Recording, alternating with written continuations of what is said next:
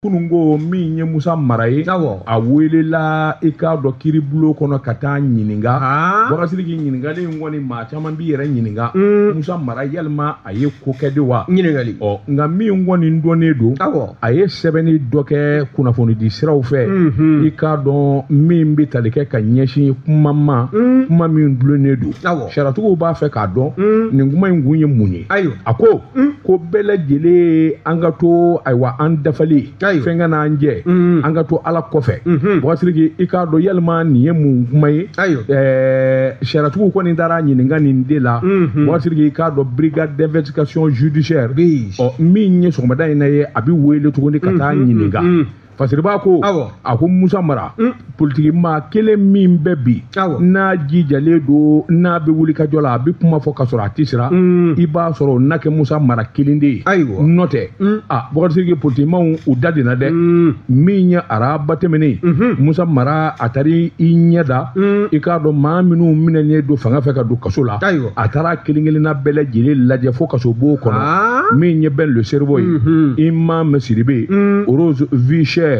olu bɛ don i la alamisa min dar'o kan a taara Arasabasi fɛ yen Kulukɔrɔ alamisa min dar'o kan min ye Bamakɔ kasobonba ye i k'a dɔn a taara ye professeur Clément Dambɛlɛ ani Imam Banjugu Isa Kawujim ani Mahamadu Ture n'u k'a ma Loruwa denmisɛn minnu fana n'olu bɛ tɔnatɔn min ye MPM ani Senbasi olu fana minɛnen don a taara ninnu bɛɛ lajɛlen lajɛ kasobo kɔnɔ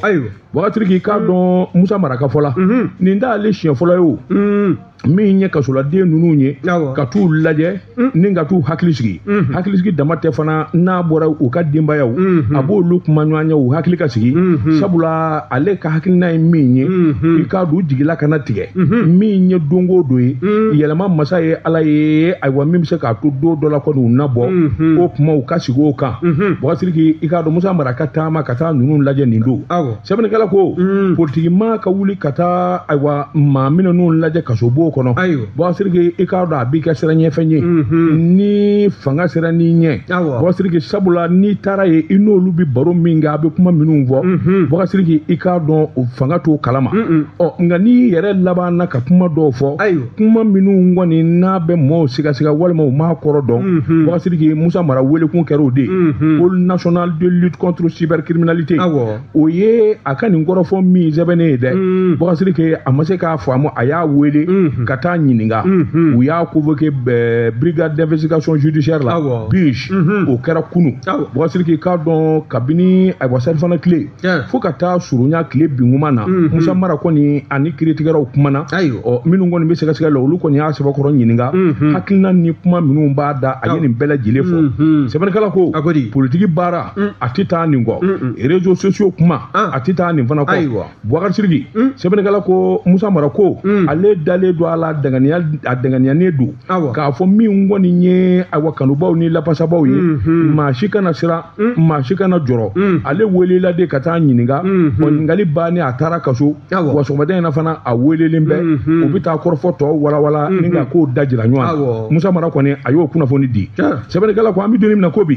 Musa Mara yɛrɛ tile nin waati in na min kɔni ye sariyatigiw ye ani u tɛ fama ɲɔgɔn ma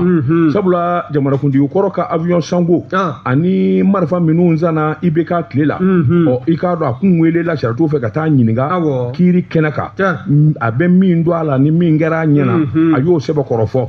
Bɔkari Sidiki nin kɔni bɛna k'a filanan ye waati surun kɔnɔ Musa Mara i k'a dɔn a ka wele